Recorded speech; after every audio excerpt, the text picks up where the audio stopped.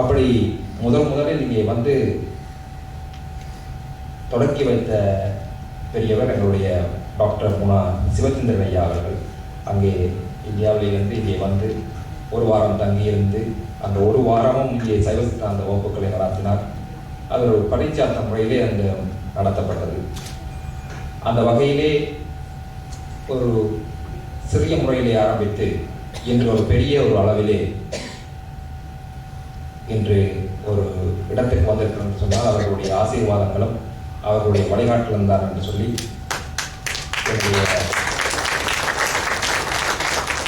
இந்த வரவேற்பையை நிறைவு செய்து கொண்டு அடுத்த நிகழ்ச்சிக்கு போக வழிபடுகின்றேன். நன்றி, வணக்கம்.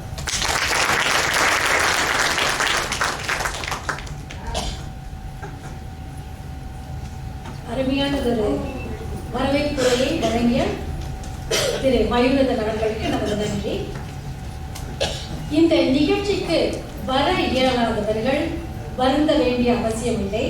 ஏனென்றால் நீங்கள் வீட்டில் இருந்தபடியே இந்த நிகழ்ச்சியை கேட்கின்ற அரியதொரு வாய்ப்பை நாம் ஏற்பாடு செய்திருக்கிறோம். வர இயலாதவர்கள் இந்த தொலைபேசி எண்ணுக்கு தொடர்பு கொள்ளவும். 6307 சுழியன் என்று விளங்கவில்லை என்றால் 079919 ஆங்கிலத்தில் சொல்கிறேன் 63079919. இந்த எண்ணை சுழற்றிவிட்டு அப்போது ஒரு எண் உங்களிடம் கேட்கப்படும், மறை எண், அதாவது பின். அந்த எண்ணாவது 459339, ஆங்கிலத்தில் பின் 459339. So those of you who are unable to attend today's function here are able to access this occasion by dialing this telephone number 63079919 and you will be asked for a password which is 459339. I'll repeat these numbers as we proceed. Now let's proceed to the next item today. தலைமை உரை. இந்த தலைமை உரையை வழங்குவதற்கு நமது சிறப்பு விருந்தினர் Singapore இலங்கை தமிழ்ச் சங்கத்தின் துணைத் தலைவராக பணியாற்றி வரும் திரு இ. நரசிங்கன் அவர்கள். திரு இ. Narasingan will now address you.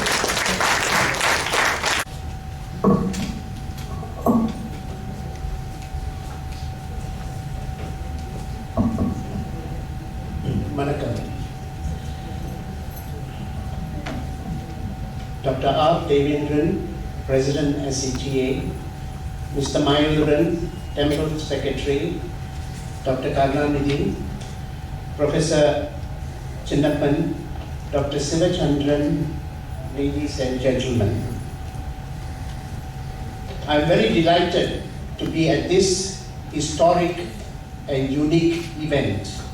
This conference to expound the perspectives of Saiva Siddhantam, philosophy of Saivism, is a first for Singapore, a first for our Sri Sambhavanaya Temple.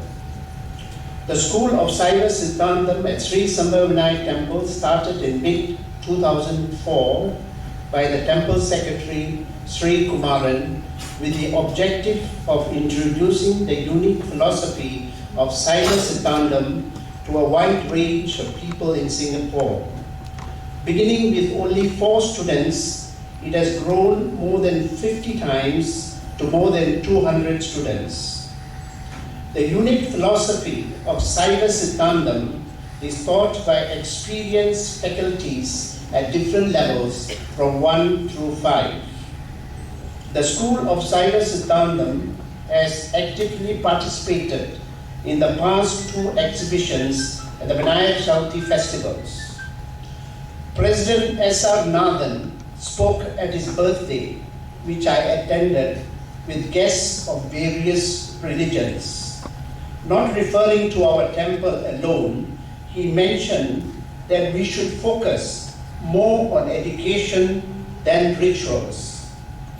Saiva Siddhantam is a backbone of all the rituals and activities of our temple. so it is relevant for both the temple and for the Tamil community at large. Indeed, the management of Sri Sambhavanai Temple is spending large sums of money for the school to educate. Our objective of educating society on the values of our religion is still paramount, but it will not be at the expense of downgrading the importance of rituals. Rituals are also important and should parallel with cyber education. This reason we have organized this conference. This is the right step to take. We are on the right track. It is my wish that each one of you takes the responsibility of bringing one person to learn about our religion. Bless you. We can go a long way if everyone does it. And now my thank yous. Dr. Nagappan, thank you. We must commend our lecturer who has traveled all the way from Kuala Lumpur to pass his knowledge to others. You are a man of passion and dedication who has nurtured a teacher, Mr. Elangovan. Thank you, Dr. Nagappan, for Mr. Elangovan. Our teacher is also a man of enthusiasm and devotion. I am sure you'll ensure the classes are interesting and exciting for the youth. Thank you. We look to you for more classes in our temple. It is my wish that the objective of educating devotees and would-be devotees will spread to other temples. Thank you, Sri Kumaran, for starting the classes. Without your initiative, our school will not grow to what it is today. We recognize Mr. Balaji, our school organizer, for your favor and commitment to the school. Thank you. Mr. Mayuran and Mr. Balaji and your committee for all the hard work and time put in for organizing this conference. Thank you, Dr. Devendran. You have created the right environment and climate to make this school and conference possible. In spite of your busy schedule, you have made time to come. We are grateful for your wholehearted support. Thank you, Dr. Nagappan. Thank you, Mr. Mayuran. Thank you, Dr. Devendran. Thank you, Sri Kumaran. I cannot name everyone, you know who you are. Thank you all, and God bless you all. Thank you very much. Narasingan for his address. திரு நரசிங்கன் அவர்களுக்கு நன்றி கூறிக்கொள்வதோடு இப்போது நாம் வாழ்த்துறைக்கு வருகிறோம். நமக்கு வாழ்த்துறை வழங்குவதற்காக தமிழ்நாட்டிலிருந்து தர்மபுர ஆதீன சைவ சித்தாந்த பேராசிரியர் டாக்டர் சிவச்சந்திரன் அவர்கள் வந்திருக்கிறார். டாக்டர் சிவச்சந்திரன்.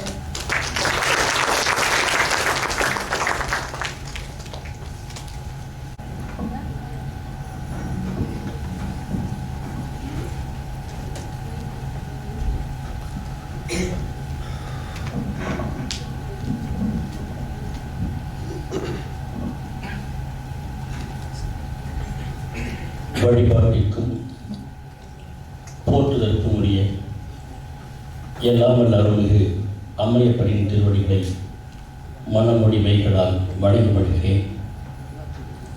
அருள்வாக இங்கே திருக்கோயில் கொண்டு வருகின்ற வழிபாட்டிற்குரிய அருள்மிகு செல்வவிநாயகப் பெருமானுடைய திருவடிகளில் போற்றி மகிழ்கிறேன்.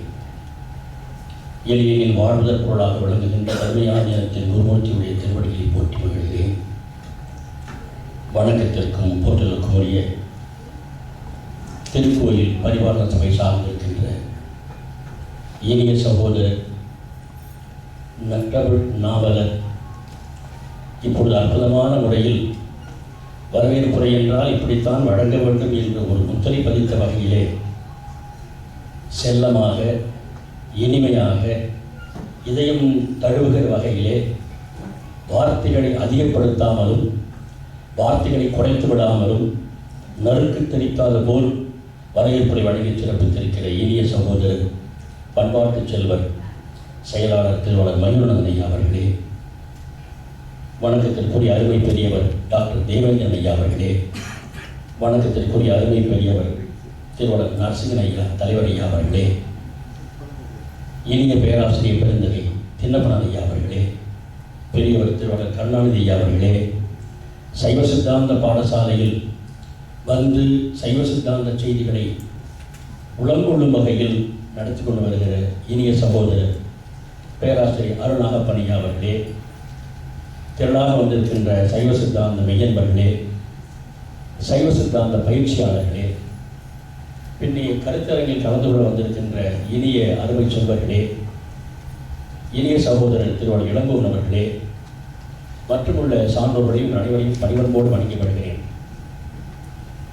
தமிழகத்திலிருந்து ஏறத்தாழ 12 நாட்களாக சிங்கப்பூரில் வாழ்ந்து கொண்டிருக்கிற பெயரை பெற்றிருக்கிற நான் பல இடங்களுக்கு சென்று பார்த்த பொழுது உலகளாவிய நிலையிலே தமிழின் மீது கொண்டிருக்கிற அக்கறைத்தன்மையும், சைவ சமயத்தின் மீது கொண்டிருக்கிற ஆழமான பக்தி உணர்வும், சைவ சித்தாந்த தத்துவங்களை கற்றுணர வேண்டும் என்ற நீண்ட நெடிய காதலும் கொண்டு வாழுகின்ற பெரியவர்கள் காண்கிறார்கள் என்பது மட்டுமல்லாமல் இளைய தலைமுறை செல்வர்கள் கண்ணுக்கு தென்படுவதுதான் உண்மையிலே ஒளிக்கீற்றாக என் மனமெல்லாம் நிறைந்திருக்கிறது என்பதை அன்போடு இந்த நேரத்தில் மகிழ்ச்சியோடு தெரிவித்துக் கொள்கிறேன். அடுத்த தலைமுறை செல்வர்கள் சைவ சமயம் சார்ந்து வரமாட்டார்களா, சைவ சித்தாந்தத்தில் வந்து அவர்கள் வாழ்ந்து காட்ட மாட்டார்கள் என்ற இயக்கத்தில் நாங்கள் எல்லாம் இருக்கிற பொழுது சிங்கப்பூரில் நாங்கள் இருக்கிற ஒரு இளைய பட்டாளம் என்று சொல்வது போல முதியவர்களும் இளையவர்களும் கைகோர்த்து கொண்டு சைவ சித்தாந்த பாடத்தில் படிக்கிற காட்சியை பார்க்கிற பொழுது உண்மையிலேயே 4 ஆண்டில் உண்மை இதே வேளையில் சில மணி நேரங்கள் சைவ சித்தாந்தம் பற்றி பேசி மகிழ்ந்த எனக்கு வளர்ந்திருக்கிற வளர்ச்சியை பார்க்கிற பொழுது மனப்பூர்வமாக நான் மகிழ்கிறேன், பாராட்டுகிறேன், நன்றி தெரிவித்துக் கொள்கிறேன். உரியவர்களுக்கு சைவ சித்தாந்தம் என்றால் என்ன என்பதை அழகாக தலைவர் ஐயா அவர்களும் செயலாளர் பெருந்தகை திருவாளர் மயூரன் அவர்களும் சுட்டி காட்டினார்கள். சைவ சித்தாந்தம் என்பது ஒரு தத்துவம் தான், சைவ சமயம் சார்ந்த ஒரு அற்புதமான தத்துவ கோட்பாடுகள் தான். ஆனால் சைவ சமயம் என்பது என்ன என்று கேட்டால் அது வாழ்வியல் தத்துவம். நம்முடைய திருஞான சந்த பெருமான் நமக்கு அழகாக அறிவுறுத்திய அருமையான தொடர், மண்ணில் நல்ல வண்ணம் வாழுங்கள் என்று சொல்லவில்லை, மண்ணில் நல்ல வண்ணம் வாழுகிறேன் என்று சொல்லவில்லை, மண்ணில் நல்ல வண்ணம் வாழலாம், அது உங்கள் கையில் தான் இருக்கிறது. 7ஆம் நூற்றாண்டிலேயே இதயம் கவர்ந்த அற்புதமான ஞானமூர்த்தி ஒவ்வொரு ஆத்மாவின் கையில் தான் வாழ்க்கையின் வெற்றியின் ரகசியம் இருக்கிறது என்று அழுத்தமாக பேசியிருக்கிறார். அது மட்டுமல்லாமல் நிறைவாக அவர் தன்னுடைய மனைவியோடு திருக்கரம் பிடித்துக் கொண்டு அந்த சோதியில் கலக்க போன பொழுது எங்களுக்கு உபதேசம் சொல்லுங்கள் என்று சுற்றியிருந்து கேட்ட பொழுது காதலாகி கசிந்து கண்ணீர் மல்கி ஓதுவார் நம்மை நன்னெறிக்கு வைப்பது வேதம் 4 மெய்ப்பொருளாவது நாதன் நாம் நமச்சிவாயவை என்ற 5 எழுத்து மந்திரத்தை சொல்லி நம்ம எல்லாம் உபதேசமாக இருந்து ஆற்றுப்படுத்த என்ற காட்சியெல்லாம் நினைத்து பார்க்கிறேன். அப்படியானால் சைவ சித்தாந்தம் என்னதான் சொல்லுகிறது? இங்கே அருமையான 5 தலைப்புகளிலே பிள்ளைகள் பெரியவர்கள் பேச இருக்கிறார்கள். அந்த தலைப்புகளை நாம் சொல்ல விரும்பவில்லை. சைவ சித்தாந்தத்தினுடைய ஆழமான கருத்து என்ன என்று கேட்டால் 3 தான், உங்களுக்கு எல்லாம் தெரிந்தது தான். அதை தர்மயாதீனத்துடைய ஆதி குருகுல குருஞான சந்த பெருமான் ஒரு அருமையான வெண்பாவில் குறிப்பிட்டார். ஆன்மா என்றால் என்ன, ஆண்டவன் எங்கே இருக்கிறார், ஆண்டவனுக்கும் நமக்கும் என்ன உறவு? இந்த 3 கேள்விகளுக்கு சரியான விடைகளை சொல்கிற அருமையான பாடல் என்னை அறிவு என்றான், என் அறிவில் ஆனந்தம் தன்னை சிவம் என்றான், என்னை உன்னிப்பாரா மறைத்ததுவே பாசம் என்றான், எம்மூன்றும் ஆராய்ந்தவர் முத்தராம். அருமையான எளிமையான பாடல். யார் முத்தர், யார் வாழ்க்கையில் தத்துவ ஈடுபாடு கொண்டவர் என்று கேட்டால் என்னை அறிவு என்றான். ஒவ்வொரு உயிரும் அறிவுமயமானதுதான். சான்றோர்கள் பெருமக்களே, உயிர் என்றால் அறிவோடு இருப்பதுதான். அறிவில்லாத எந்த உயிரும் இல்லை. இறைவன் அப்படி அமைக்கவில்லை. ஏனென்றால் உயிரை இறைவன் படைக்கவும் இல்லை. சைவ சித்தாந்த கோட்பாட்டின்படி உயிர் வேறு, ஆண்டவன் வேறு. என்று நீ அன்று நான் என்று தாய்மலர் அற்புதமாக பதிவு செய்தார். நீ என்றோ அன்று நானும் உண்டு. உனக்கும் ஆதி இல்லை, எனக்கும் ஆதி இல்லை. உனக்கும் அந்தம் இல்லை, எனக்கும் அந்தம் இல்லை. ஆதி அந்தமில்லாத இருக்கிற கோட்பாட்டில் நீயும் நானும் ஒன்றுதான். பின்ன என்ன சிக்கல் என்று கேட்டால், உனக்கு அழுக்கு இல்லை, எனக்கு அழுக்கு இருக்கிறது. தொல்காப்பியர் அற்புதமான ஒரு நூற்பா வழங்கினார். யார் முதல் நூல் எழுதியவர்கள், யார் ஞானாசிரியர் என்று சொல்ல வந்த தொல்காப்பியர் வினையின் நீங்கி என்று எழுதினார். வினையின் நீங்குதல் வேறு, வினையிலிருந்து நீக்கப்படுதல் வேறு. வினையிலிருந்து நீங்குவது இறைவன் இலக்கணம். வினையில் இருந்து ஆழ்ந்து துன்பற்று அனுபவித்து கொஞ்சம் கொஞ்சமாக பக்குவ வகையிலே வினையிலிருந்து நீக்கம் உறுதல் ஆன்மாவின் இலக்கணம். ஆதலினால்தான் தொல்காப்பியர் அற்புதமாக பேசினார். வினையின் நீங்கி, அடுத்தது விளங்கிய அறிவு, நமக்கு விளக்கப்படும் அறிவு. ஆன்மா அறிவோடு இருப்பதுதான், ஆனால் அதை மூடியிருக்கின்ற அறியாமையை நீக்க வேண்டும். அதனால்தான் திருவள்ளுவர் மணற்கேணியை தோண்ட தோண்ட உள்ளே இருக்கிற தண்ணீர் வெளிப்படுமாறு போலே படிக்க படிக்க உள்ளே இருக்கிற அறிவு முகிழ்த்து வெளிப்படும் என்று பேசினாரே தவிர அறிவை கொண்டு போய் யாரும் கொட்டுவதில்லை. ஆன்மா இயல்பாகவே அறிவோடு தான் இருக்கிறார். வாரியார் சுவாமிகள் கல்லூரிக்கு வந்த பொழுது ஒரு அருமையான செய்தியை சொன்னார். வேடிக்கையாக மாணவர்கள் எல்லாம் குழுமி உட்கார்ந்து இருந்தார்கள். வாரியார் சொன்னார், படித்தால் அறிவு வராது என்றார். எங்கள் மாணவர்களுக்கெல்லாம் ஒரே மகிழ்ச்சி, என்றால் அதற்கு முடிவோடு தான் இருக்கிறார்கள். அவர் மீண்டும் சொன்னார், படித்தால் அறிவு வராது. கனவுளை எழுப்பினார்கள் மாணவர்கள். அதோடு மட்டுமில்லை, எங்களை எல்லாம் உற்று பார்த்து விட்டு, டெல்லி இனிமேலாவது படி என்று வற்புறுத்தாதே, வாரியார் இவ்வளவு பெரிய சொல்றார் பாரு என்று எங்களை பார்த்து சொன்னார்கள். நியாயமாகவே வாரியார் என்ன சொன்னார் என்றால், படித்தால் அறிவு வரும் என்று சொன்னாதீர்கள், வளரும் என்று சொல்லுங்கள். வருவது வெளியிலிருந்து வருவது, வளர்வது உள்ளிருந்து வளர்வது. அறிவு வருமா வளருமா என்ற வினாவிற்கு தெளிவான விடை வரும் இல்லை, வளரும். அதனால்தான் திருவள்ளுவர் தொட்டனைத்து ஊர் மணற்கேணி மாந்தற்கு கற்று அனைத்து ஊரும் அறிவு என்று பேசினார் என்று எடுத்து பேசினார். ஆதலினாலே உயிரின் இயல்பு அறிவோடு இருப்பதுதான். அந்த அறிவை மூடியிருக்கிற அறியாமை நீக்குகிற முயற்சியில் தான் சைவ சித்தாந்தம் நமக்கு நடத்தப்படுகிறது. ஆதலினால்தான் தொல்காப்பியர் சொன்னார், இறைவன் யார்? வினையின் நீங்கி இருப்பவன், விளங்கி இருக்கும் அறிவு உடையவன். நாம் யார்? வினையிலிருந்து நீக்கப்பட வேண்டியவர்கள், விளக்கப்படும் அறிவில் தோய்ந்து கொஞ்சம் அறியாமை நீக்கிக் கொள்ள வேண்டியவர்கள். நமக்கு கடப்பாடு உண்டு, நமக்கு பயிற்சி முறை வேண்டும், நம் வாழ்க்கையை கற்றுக்கொள்ள ஒரு பாடமுறை வேண்டும், ஒரு பாடசாலை வேண்டும். ஆனால் இறைவனுக்கு இவைகளெல்லாம் தேவையில்லை என்ற வேறுபாட்டை சொல்லி, இயல்பான அறிஞன் இறைவன், இயல்பிலிருந்து கொஞ்சம் அறியாமை கொண்டிருக்கிற நாம் அறியாமை நீக்கிக் கொள்ள வேண்டிய நிலையில் இருக்கிறோம் என்று சொன்ன வகையில் தான் அந்த துரியான சொந்த பெருமான் என்னை அறிவு என்றான். ஆன்மா அறிவுமயமானதுதான். சரி, சுவாமி எங்கே இருக்கிறார்? சுவாமி வேற எங்கும் இல்லை. கோயிலில் இருக்கிற இறைவன் நமக்கு நம்ம நெஞ்சுக்குள்ளே வர வேண்டும். எனவே எப்படி இருக்கிறாராம்? என் அறிவில் ஆனந்தம் தன்னை சிவம் என்றான். ஞானம் வர வர ஆனந்தம் தான். உண்மையிலேயே சந்தோஷமாக இருக்க வேண்டும் என்று கருதினால், ஆனந்தமாக வாழ வேண்டும் என்று எண்ணினால் சைவ சித்தாந்தம் படிக்க வேண்டும். சத்தியமான உண்மை இந்த நேரத்தில் மகிழ்ச்சியோடு தெரிவித்துக் கொள்கிறேன். சைவ சித்தாந்தம் படித்தால் ஆனந்தம் வரும், சைவ சித்தாந்தம் படித்தால் சந்தோஷம் வரும். என்ன காரணம் என்று கேட்டால், உலகினுடைய படைப்பு ரகசியத்தை புரிந்து கொண்டு விடுவோம். ஐயாவோடு சொன்னது போல, சைவரோடு சொன்னது போல, உடம்பு எது உயிர் எது என்ற வேறுபாட்டை ஒத்துக்கொள்வோம். உயிருக்கு வந்திருக்கிற உடம்பு யாரால் கொடுக்கப்பட்டது என்று தெரிந்து கொள்வோம். இந்த உயிர் இந்த சிரமங்களுக்கு அடைவதற்கு என்ன காரணம்? நான் எண்ணுகிற எண்ணம் நிறைவேறாமல் போவதற்கு என்ன காரணம் என்று கேட்டால், மேலிருந்து ஒருவன் ஆட்டி படைக்கிறான், நான் ஆடுகிறேன்.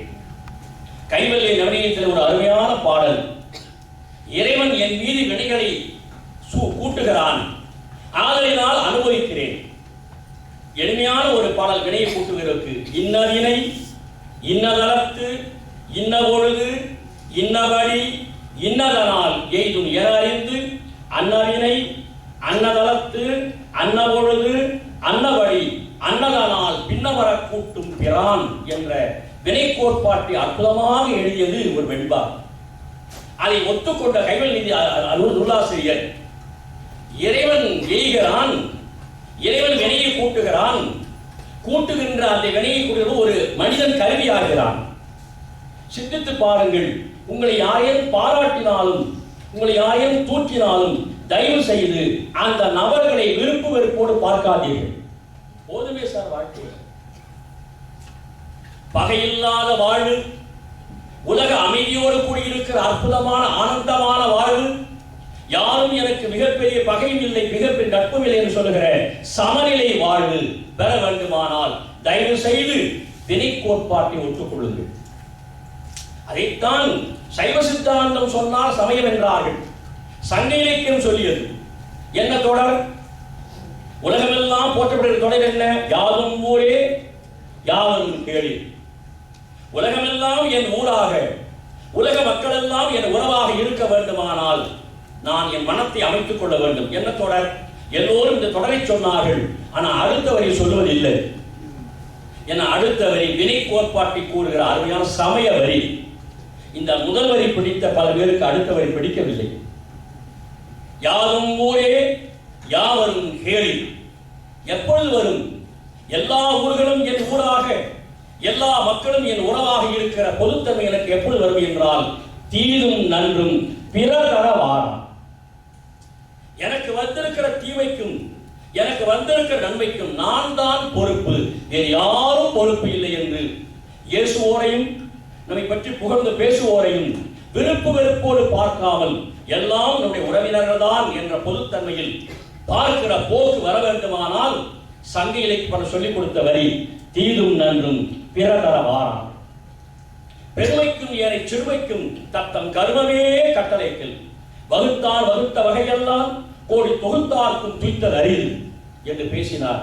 அதைத்தான் குருஞான சம்பந்தர் இன்னவினை இன்னதலத்து இன்னபொழுது இன்னபடி இன்னதனால் எய்தும் என அறிந்து அன்னவினை அன்னதலத்து அன்னபொழுது அன்னபடி அன்னதனால் பின்னவர கூட்டும் பிரான் என்று பேசினார் என்பதை தெரிவித்து அந்த அடிப்படையிலே வினை கோட்பாடு என்பது அருமையான சைவ சித்தாந்த கோட்பாடு.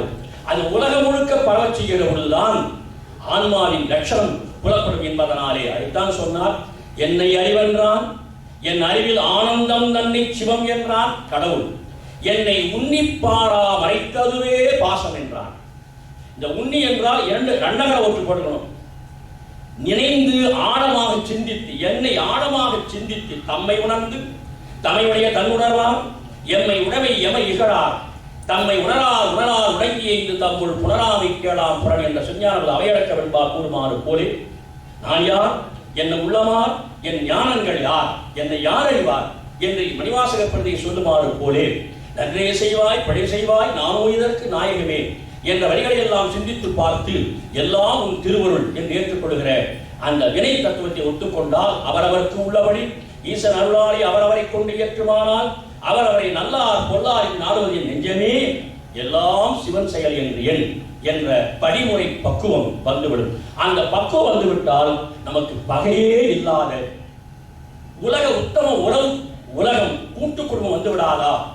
குடும்பமே பிரிந்திருக்கிற நேரத்தில் உலகமே கூட்டு குடும்பமாக வாழக்கூடிய உன்னதத்தன்மையை ஊட்டுகிற அற்புதமான கோட்பாடுதான் சைவ சித்தாந்தம் சைவ சித்தாந்தம் சைவ சித்தாந்தம் என்று கூறி இந்த தத்துவத்தை கடைபிடித்து வாழ்வது பிறருக்காக அல்ல, நமக்காக, நம் மன அமைதிக்காக, நம் சந்தோஷமான வாழ்விற்காக, நம் ஆனந்தம் பூத்துக் கொண்ட அற்புதமான வாழ்வுக்காக என்று தெரிவித்து மீண்டும் ஒரு பாடலை சொல்லுகிறேன். என்னை அறிவென்றான், என் அறிவில் ஆனந்தம் தன்னை சிவம் என்றான், என்னை உன்னிப்பாரா மறைத்ததுவே பாசம் என்றால் இம்மூன்றும் ஆராய்ந்த உத்தராம் என்ற பாடல் நினைவு கூர்ந்து வினை கோட்பாட்டை ஒத்துக்கொண்டு வினை ஊட்டுகிற நாயகனை ஒத்துக்கொண்டு அந்த பெருமான் திருவுள் உந்துதலின் வாழ்க்கையை செலுத்தி எல்லோரையும் நட்பாக்கிக் கொண்டு உறவாக்கிக் கொண்டு வாழ்கிற உயர்ந்த வாழ்க்கை முறை உலகம் கடைபிடிக்குமாக அதற்கு சைவ சித்தாந்த பாடசாலை உதவுமாக என்று கூறி எல்லோருக்கும் வணக்கம் கூறி விடைபெறுகிறேன். நன்றி, வணக்கம்.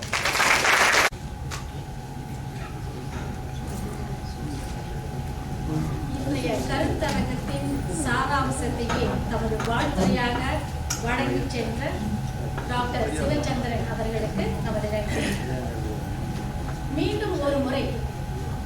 இங்கு வர இயலாதவர்களுக்கான செய்தி. வர இயலவில்லை என்றால் வருந்த வேண்டாம், உங்களுக்கான வசதி செய்து கொடுக்கப்பட்டிருக்கிறது. தயவு செய்து இந்த தொலைபேசி எண்ணுக்கு அழையுங்கள்.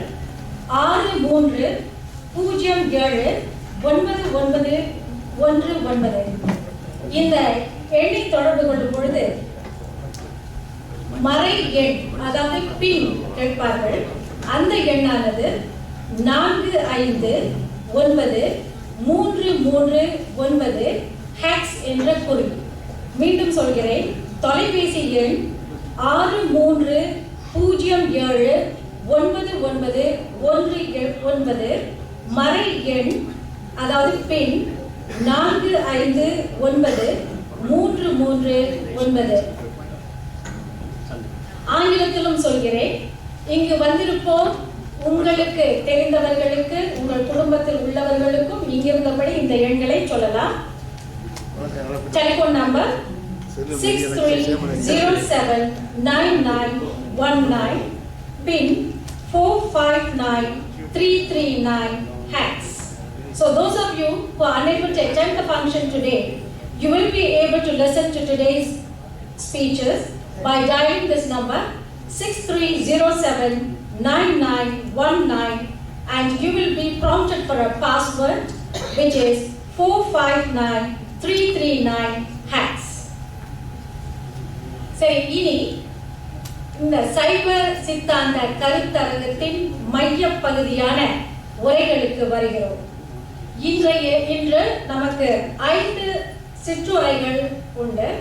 இந்த சிற்றுரைகளை வழங்குவதற்கு இந்த சைவ சித்தாந்த பாடசாலையில் பயின்ற மாணவர்களே வழங்குவர். முதல் உரை, கடவுள் உண்மை. இறைவன் இருக்கின்றானா? மனிதன் கேட்கிறான். அன்று கேட்டான், இன்று கேட்கிறான், நாளையும் கேட்பான். இப்படி தொடுக்கப்படும் இந்த கேள்விக்கு சைவ சித்தாந்தம் கடவுள் இருக்கிறான் என்று எப்படி நிறுவுகின்றது? இதைத்தான் திரு செல்வகுமார் அவர்கள் நம்மோடு பகிர்ந்து கொள்வார். Now, God, the Almighty, has been the subject of controversy for ages. There is a group who will always very profoundly state that there is no God. On the other hand, you will also see an enormous group saying, no, there is God. I have experienced Him. However, if I were to say that it is an experience, is that sufficient? Well, those on the other side will say, no, I don't believe you. How do I know what you experience? You can just be telling me lots of stories. So I'm not here to listen to your tales. You prove it. So we have here the Saiva Siddhanta philosophy establishing the existence of God. Now, how does it establish this existence? And we have Selvakumar, one of the leading students in our Saiva Siddhanta class. Now, let me tell you, our students who are going to deliver their speeches today are no ordinary folks. Our first speaker, Selvakumar, is a qualified computer engineer. He in fact holds a master's degree. Let me now welcome Mr. Selvakumar on board the stage. எனது அன்பான வணக்கங்கள். தொகுப்பாளர் மிக அருமையாக சொன்னார்கள். மனிதன் கேட்கின்றான், கடவுள் இருக்கின்றானா? அன்றும் கேட்டான், இன்றும் கேட்கிறான், நாளையும் கேட்பான்.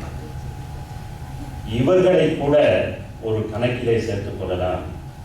மிகவும் ஆபத்தான போக்கு என்னவென்றால், கடவுள் இருக்கின்றானா என்று அவ்வப்போது கேட்பது. இன்று ஆம் கடவுள் இருக்கிறான், நாளை ஒரு துன்பம் வந்தால் இருக்கிறானா, அப்புறம் 4 நாட்கள் கோயிலுக்கு போவதில்லை, அப்புறம் அடுத்த துன்பம் வந்தால் கோவிலுக்கு போவது, இப்படி அவ்வப்போது கேட்கின்ற போக்கு மிகவும் ஆபத்தானது. இதற்குத்தான் பதில் சொல்ல வருகிறது இந்த கடவுள் உண்மை என்கின்ற தலைப்பு. நாம் எல்லாம் பக்தி நெறியிலே இருக்கிறோம். இந்த பக்தி நெறி என்றால் என்ன? பக்தி நெறி என்றால் கோவிலுக்கு போவது, வீட்டிலே வழிபாடு செய்வது, பச்சிலைகளை கொண்டு பூக்களை கொண்டு இறைவனை வணங்குவது, காய்களையும் பழங்களையும் நல்ல உணவுகளையும் செய்து நைவேத்தியம் செய்வது, இதுவெல்லாம் பக்தி நெறி. இந்த பக்தி நெறியானது முக்தி தருமா என்று கேட்டால் முக்தி தரும். அதைத்தான் நாயன்மார்கள் வரலாறு நமக்கு சொல்லுகிறது. கண்ணப்ப நாயனார் வரலாற்றிலே பார்க்கிறோம், அவர் எந்த ஒரு புத்தகத்தையும் படித்ததாகவோ முறைப்படி பூஜை செய்வதாகவோ நாம் படிக்கவில்லை. அவருடைய வரலாற்றிலே பக்தி நெறியைத்தான் பார்க்கிறோம். அதுவும் 6 நாட்கள் பக்தியிலே இருந்தார், முக்தி பெற்றார் கண்ணப்ப நாயனார். அவருடைய பக்தி எப்படிப்பட்டது? இறைவனுடைய கண்ணிலிருந்து ரத்தம் சொரிந்த போது தன்னுடைய கண்ணை எடுத்து அப்பினார். அப்படிப்பட்ட பக்தி கண்ணப்ப நாயனாருடைய பக்தி. இக்காலத்திய பக்தி எப்படி இருக்கிறது என்று கேட்டால், நள்ளிரவு நேரம் மலை முகட்டின் வழியாக செல்லுகிற ஒரு பாதை. அப்பாதையிலே ஒருவன் வாகனம் ஓட்டி கொண்டு சென்று கொண்டிருக்கிறான். அந்த வாகனம் விபத்துக்கு உள்ளாகி விடுகிறது. வாகனத்திலிருந்து வாகன ஓட்டி தூக்கி எறியப்படுகிறான். ஒரு மரக்கிளை கிடைக்கிறது, அதை பிடித்துக் கொண்டு தொங்கிக் கொண்டிருக்கிறான். நள்ளிரவு நேரம், வேறொன்றுமே தெரியவில்லை, மரக்கிளையிலே தொங்கிக் கொண்டிருக்கிறான். கடவுளே காப்பாற்று, கடவுளே காப்பாற்று என்று அலறுகிறான். கடவுளும் வந்து சொல்லுகிறார், பிடித்திருக்கிற மரக்கிளையை விட்டு விடு. இவன் விடுவானா? இவன் விடல். இவன் இரவெல்லாம் அந்த மரக்கிளையை பிடித்துக் கொண்டு தொங்கிக் கொண்டிருக்கிறான். இவன் மனதுக்குள்ளே நினைத்துக் கொள்கிறான், இந்த மரக்கிளை கிடைத்ததோ நான் பிழைத்தேன், இவரை பார், இவர் இந்த கடவுள் வந்து இந்த மரக்கிளையும் விட்டு விடு என்கிறார். இரவெல்லாம் தொங்கினான். பொழுது புலர்ந்தது, வெளிச்சம் வந்தது. கீழே குனிந்து பார்த்தால் 1/2 அடியிலே தரை இருந்தது. இப்படிப்பட்ட பக்தியைத்தான் நாம் இங்கு பார்க்கிறோம். இன்று இப்படிப்பட்ட பக்தி தான் இருக்கிறது. இந்த பக்தி நெறியானது இன்று எதிர்நோக்கும் சவால்கள் என்னவென்று பார்த்தால், வெளியிலிருந்து வரக்கூடிய சவால்கள். ஒரு இன சமுதாயமாக ஒரே கலாச்சாரத்திலே ஒரே வழிபாட்டு முறையிலே இருப்பவர்கள், அதிலே வளர்பவர்களுக்கு இயற்கையாகவே சில கேள்விகள் தோன்றுவதில்லை. ஆனால் பல இன சமுதாயத்திலே நாம் வாழ்கின்ற பொழுது பிற இனத்தவர்கள் நம்மளுடைய பழக்க வழக்கங்களை, கலாச்சாரங்களை, நம்முடைய வழிபாட்டு முறைகளை கேள்வி கேட்கிறார்கள். ஏன் உங்களுக்குன்னு ஒரு மத புஸ்தகம் இல்லை? ஏன் நீங்க பல தெய்வங்களை வணங்குறீங்க? இப்படி அவர்கள் கேள்விகள் கேட்கும் பொழுது அதற்கு நம்மிடத்தே பதில் இல்லை. இந்த பல இன சமுதாயத்திலே குழந்தைகளை வளர்ப்பது என்பது பெற்றோர்களுக்கு ஒரு மிகப்பெரிய சவால். ஏனெனில் இந்த கேள்விகளை, இந்த பெற்றோர்கள் கேட்காத கேள்விகளை இந்த குழந்தைகள் கேட்கின்றன. அப்போது அந்த குழந்தைகளுக்கு பதில் சொல்ல முடியாமல் பெற்றோர்கள் தடுமாறுகிறார்கள். இந்த பக்தி நெறி இப்படி ஒரு சவாலை வெளியிலிருந்து சந்திக்கிறது. உள்ளிருந்து வேறொரு சவால். ஒரு பிரார்த்தனை, ஒரு வேண்டுதல். உடனடியாக என்ன செய்கிறோம்? ஒரு இறைவனிடத்திலே சென்று வேண்டிக் கொள்கிறோம், ஒரு கோயிலுக்கு சென்று வேண்டிக் கொள்கிறோம். அந்த வேண்டுதல், அந்த பிரார்த்தனை நிறைவேறிவிட்டால் அந்த இறைவனோடு நமக்கு ஒரு நெருக்கம் வந்து விடுகிறது. அது நிறைவேறாமல் போனால் அந்த இறைவன் மீது கொஞ்சம் கோபமும் வருகிறது. அதுக்கு பிறகு நாம் அந்த கோவிலுக்கும் கொஞ்சம் போவதில்லை, வேறு கோவிலுக்கு போகலாமா என்று கொஞ்சம் யோசிக்கிறோம். ஆக உள்ளிருந்தே இது போன்ற சவால்களும் வருகின்றன. பக்தி நெறியானது இவ்விரு சவால்களையும் எதிர்நோக்குகிறது. இந்த சவால்களை எல்லாம் எப்படி சமாளிப்பது? இந்த சவால்களை எல்லாம் சமாளித்து பக்தி நெறியிலே தொடர்ந்து நடைபோற்று எப்படி முக்தி பெறுவது என்று கேட்டால் அதற்கு நமக்கு ஞான நெறி தேவைப்படுகிறது. இந்த ஞான நெறி என்பது என்ன? எல்லாவற்றையும் படிப்பது, தர்க்க ரீதியாக கேள்விகளை எழுப்புவது, அறிவானது ஆம் என்று ஒத்துக்கொள்ளுகிற வரையிலே கேள்வியை கேட்டு நாம் கற்றுக்கொள்வதானது ஞான நெறி. இந்த ஞான நெறியானது பக்தி நெறியை பலப்படுத்துகிறது. இந்த ஞான நெறிதான் சைவ சித்தாந்தம். இந்த ஞான நெறியிலே நம்மை நடைபோட வைப்பதற்காகத்தான் அருள்மிகு செண்பக விநாயகர் ஆலயம் வார இறுதியிலே சைவ சித்தாந்த வகுப்புகளை நடத்துகிறது. அதன் ஒரு முயற்சி தான் இந்த சைவ சித்தாந்த கருத்தரங்கம். இப்படி ஞான நெறியான சைவ சித்தாந்தம் கடவுள் உண்மை என்று எப்படி நிரூபிக்கிறது? சைவ சித்தாந்தம் தொடர்பில்லாத அன்பர்களுக்கு இந்த கடவுள் உண்மை என்கின்ற ஒரு சொற்றொடரே ஒரு புதுமையான சொற்றொடர். நாம் யாரையும் பார்த்து கடவுள் உண்மைதானே என்று கேட்பதில்லை. என்ன கேட்கிறோம்? கடவுள் நம்பிக்கை உண்டா உங்களுக்கு என்று தானே கேட்கிறோம். ஆக இந்த கடவுள் உண்மை என்கின்ற ஒரு சொற்றொடரே சைவ சித்தாந்தத்துக்குரிய ஒரு சொற்றொடராக இருக்கிறது. ஏனெனில் உலகம் கடவுள் நம்பிக்கை என்றே பேசுகிறது. இந்த நம்பிக்கை உண்மை என்ற இரு சொல்லுக்கும் மிக பெரிய வேறுபாடு இருக்கிறது. நாளை மதியம் மழை பெய்யும் என்று நான் நம்புகிறேன் என்று சொன்னால் நாளை மதியம் மழை பெய்யலாம், பெய்யாமலும் போகலாம். அதிலே 50% உண்மை இருக்கிறது, 50% பொய்மை இருக்கிறது. கடவுள் நம்பிக்கை என்றால் அப்படியானால் கடவுளின் இருத்தலையே நாம் கேள்வி எடுக்கிறோம் என்று பொருள். அதையே 50% உண்மைக்கும் பொய்மைக்கும் நாம் உட்படுத்துகிறோம் என்று பொருள். ஆகையினாலே சைவ சித்தாந்தத்திற்கு அதிலே உடன்பாடு இல்லை. ஆகையினாலே தான் சைவ சித்தாந்தம் கடவுள் நம்பிக்கை குறித்து பேசவில்லை, கடவுள் உண்மையை குறித்து பேசுகிறது. தமிழ் ஒரு அழகான மொழி. அதுதான் என்னுடைய வகுப்பிலே ஐயா அடிக்கடி சொல்லுவார், நீங்கள் தமிழனாக பிறந்தது, தமிழ் தெரிந்திருப்பது ஒரு நீங்கள் செய்த பாக்கியம், சைவ சித்தாந்தம் படிப்பது அடுத்த பாக்கியம் என்பார். ஆகவே தமிழ் ஒரு அழகான மொழி. இந்த உண்மை என்ற ஒரு சொற்றொடரை பார்த்தால் அது உள்மை, அதாவது உள்ள தன்மை, உள்ள ஒரு பொருளின் தன்மை. கடவுள் என்ற உள்ள ஒரு பொருளின் தன்மை என்பதே கடவுள் உண்மை. ஆக சைவ சித்தாந்தம் கடவுள் உண்மை என்பதை அறுதியிட்டு சொல்லுகிறது. நாம் அடுத்து என்ன கேட்போம்? சைவ சித்தாந்தம் சொன்னா போதுமா? ப்ரூவ் பண்ண வேணாமா? நிறுவ வேணாமா? கடவுள் உண்மை என்பதை சைவ சித்தாந்தம் நிறுவுகிறது. ஒன்றை நிறுவ வேண்டுமானால், ஒன்று உள்ளது என்று நாம் நிறுவ வேண்டுமானால் நமக்கு ஒரு அளவை தேவைப்படுகிறது. ஒரு நீரை குறித்து பேசுகிறோம் என்றால் 5 லிட்டர் இருக்குங்க என்று சொன்னால் அது ஒரு அளவை.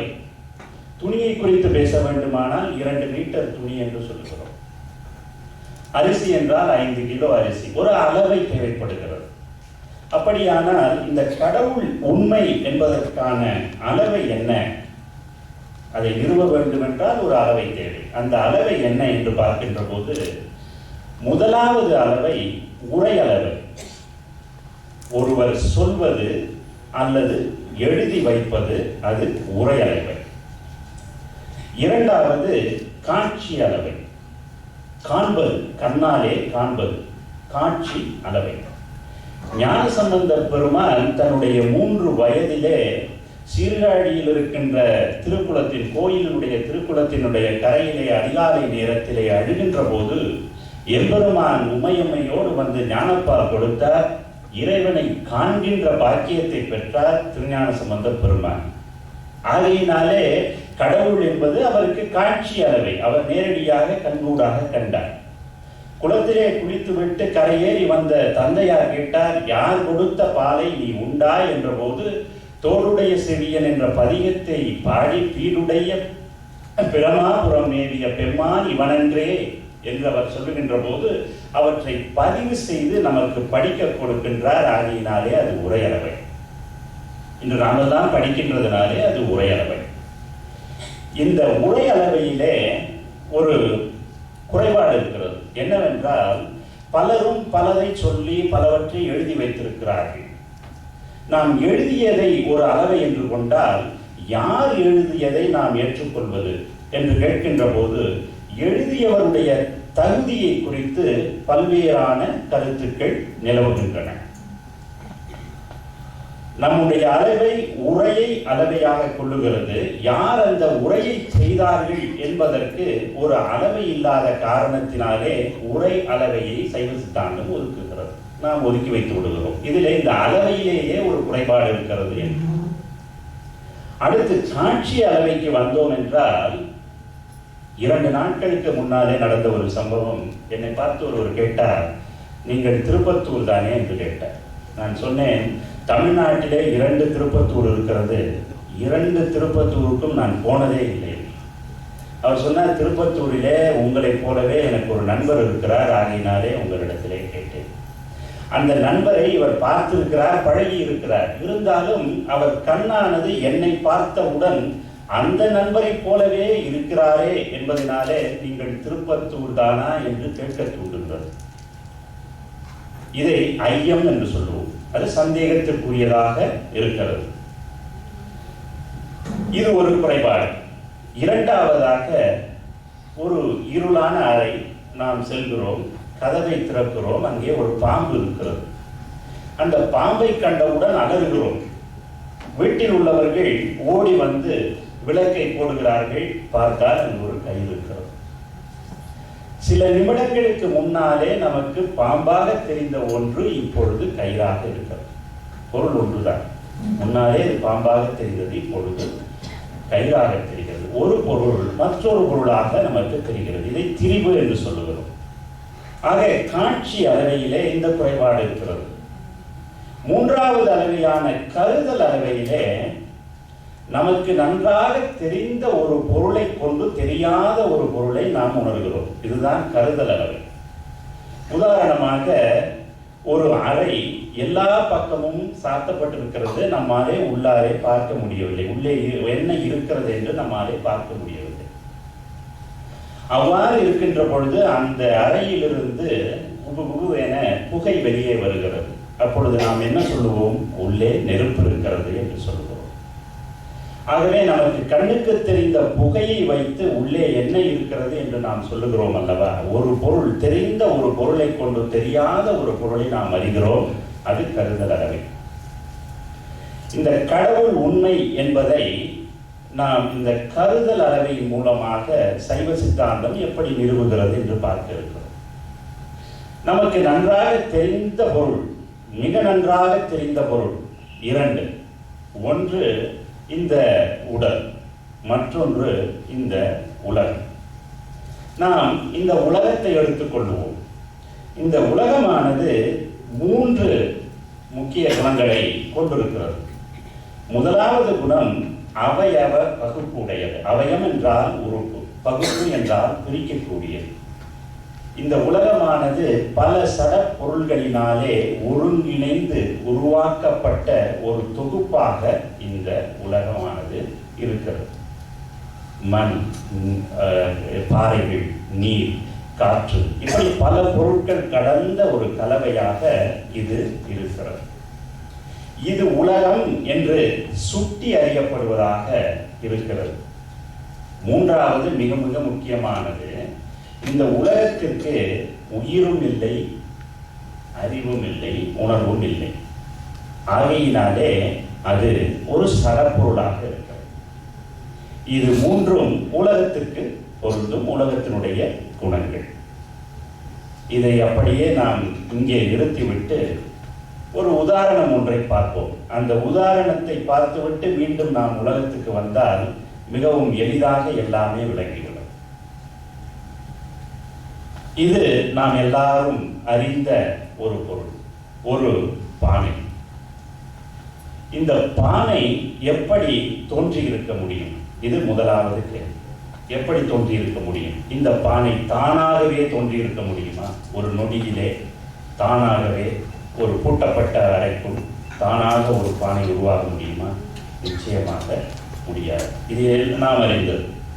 அப்படியானால் இதற்கு களிமண் தேவைப்படுகிறது. இந்த களிமண் எப்படி பானையாக உருவாகி இருக்க முடியும்? 4 களிமண் கட்டிகள் ஒன்றாக சேர்ந்து ஒன்றோடு ஒன்று பேசி நாமெல்லாம் ஒரு அழகான பானையாக உருவாக வேண்டும் என்று ஒரு முடிவெடுத்து பானையாகிவிட்டன. ஒத்துக்கொள்வீர்களா? நிச்சயமாக யாரும் ஒத்துக்கொள்ள போவதில்லை. இந்த களிமண் ஏன் ஒத்துக்கொள்வதில்லை? ஏனெனில் இந்த களிமண் சடப்பொருள். இது சிந்திக்க முடியாது, தானே தன்னை மாற்றிக்கொள்ள முடியாது, தானே தன்னை ஒரு பொருளாக தோற்றுவித்துக் கொள்ள முடியாது. ஆகையினாலே இது ஒரு சடப்பொருள். அப்படியானால் இந்த மண்ணை, களிமண்ணை பானையாக உருமாற்ற ஒருவர் தேவைப்படுகிறார். அவர் குயவர். அந்த குயவருக்கு ஒரு சக்கரம் தேவைப்படுகிறது. ஒரு பானைக்கே இவ்வளவு தேவைப்பட்டால் பல பொருள்களின் தொகுப்பாக, சடப்பொருள்களின் தொகுப்பாக இருக்கக்கூடிய இந்த உலகம் இத்தனை உயிர்கள் வாழ்வதற்கு ஏதுவான ஒரு பொருளாக உருவெடுப்பதற்கு ஏதோ ஒன்று இருக்க வேண்டும் அல்லவா? ஏனெனில் இது ஒரு சடப்பொருள். இந்த சடப்பொருள் தானாகவே தோன்றி இருக்க முடியாது. தோன்றிய பொருள் அப்பொருளாகவே நிற்க வேண்டும் என்றாலும் அதனாலே எதுவும் செய்ய முடியாது. ஏனெனில் மீண்டும் அது ஒரு சடப்பொருள். அதை அப்படியே நிறுத்தி வைப்பதற்கும் ஏதோ ஒரு சக்தி தேவைப்படுகிறது. அழிகின்ற காலம் வருகின்ற போது அதை அழிப்பதற்கும் தானே அது தன்னை அழித்துக் கொள்ள முடியாது. ஏனெனில் அது ஒரு சடப்பொருள். ஆக இவ்வுலகமானது தானே தோன்றி தானே நின்று தானே அழியாது என்பதனாலே படைத்தவன் ஒருவன் இருக்க வேண்டும். ஆகவே கடவுள் உண்மை என்று சைவ சித்தாந்தம் நிறுவுகிறது. நம் அறிவு எழுப்புகின்ற கேள்விகளுக்கெல்லாம் விடை சொல்லி சைவ சித்தாந்தம் கடவுள் உண்மை என்பதை நிறுவுகிறது என்று சொல்லி இத்தருணத்திலே சைவ சித்தாந்தம் எனும் அரும் பெரும் செல்வத்தை நாங்கெல்லாம் பெற்றுக்கொள்ளும்படியாக ஒரு வாய்ப்பை ஏற்படுத்தி கொடுத்திருக்கின்ற அருள்மிகு செண்பக விநாயகர் ஆலயத்திற்கும், ஒரு குழந்தைக்கு சோறூட்டுவதைப் போல நாங்கள் கேட்கின்ற அத்தனை கேள்விகளுக்கும் பொறுமையாக பதிலளித்து கோலாலம்பூரிலிருந்து உடல் சிரமம் பாராது இங்கு வந்து எங்களுக்கு ஒவ்வொரு வாரமும் இந்த சைவ சித்தாந்தத்தை அள்ளித்தரும் டாக்டர் அரு நாகப்பன் ஐயா அவர்களுக்கும் இத்தருணத்திலே நன்றி கூறி விடைபெறுகிறேன். வணக்கம்.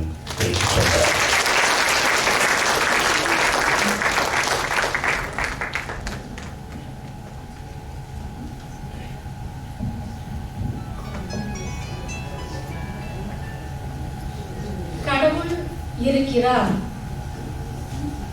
உண்மை என்ற சொல்லுக்கு என்ன விளக்கம்? எவ்வாறு சைவ சித்தாந்தமானது இந்த கடவுள் உண்மையை எடுத்துச் சொல்கிறது? இது எவ்வளவு அறிவுபூர்வமாக, அறிவியல் வகையில் ஒரு சிந்தனை கூடமாக திகழ்கிறது என்பதை இந்த ஒரு முதல் உரையிலிருந்தே நீங்கள் கண்டுகொண்டிருப்பீர்கள். Now the existence of God, how does Saiva Siddhantam establish or prove it? Now, if you take anything today, we will ask for evidence. What is the evidence? Is it direct? Is it indirect? Whatever source it may be, what probity does it have?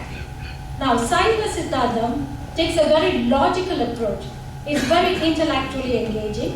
It goes through the various forms of evidence and explains the flaws in each of them, and then establishes how God exists. And it explains this by saying that, taking an example of smoke. If you see smoke, the reasonable inference you draw is that there must have been fire. Now you apply this inference to the existence of God. So you look at the world, you look at the objects around you. You will find that you have got non-living objects, lifeless forms, and you have living things. Now, can anything that has no life do anything on its own? Can it be created? No. So what it means is there must be somebody far more superior who has to form this world, bring about the objects into existence. And who else can be? It must be the Almighty God. So that's where Saiva Siddhantam establishes the truth of God, the existence of God. இப்போது அடுத்த உரைக்கு செல்வோம். முன்பு நான் சொன்னேன் 5 சிற்றோரைகள் என்று, மன்னிக்கவும் 6 சிற்றோரைகள். இரண்டாவதாக இடம்பெறும் சிற்றுரை அறிவியலும் சைவ சித்தாந்தமும். முதல் உரையிலிருந்தே நமக்கு தெரியும் எவ்வளவு அறிவியல் சார்ந்த வகையிலே கடவுள் உண்மையை சைவ சித்தாந்தம் விளக்குகிறது என்பதை. இனி இப்போது தெரிந்திருக்கின்ற அறிவியல் செய்திகளை சைவ சித்தாந்தம் அன்றே கண்டு கொண்டதா என்பது பற்றி திரு மாணிக்கம் அவர்கள் உரை நிகழ்த்துவார். திரு மாணிக்கம் வேதியியல் துறையில் டிப்ளமா பட்டம் பெற்றவர். Next topic is Science and Cyber Siddhantam. To deliver his address is Mr. Manikam, who holds a diploma in chemical technology. I now call upon Mr. Manikam to deliver his speech.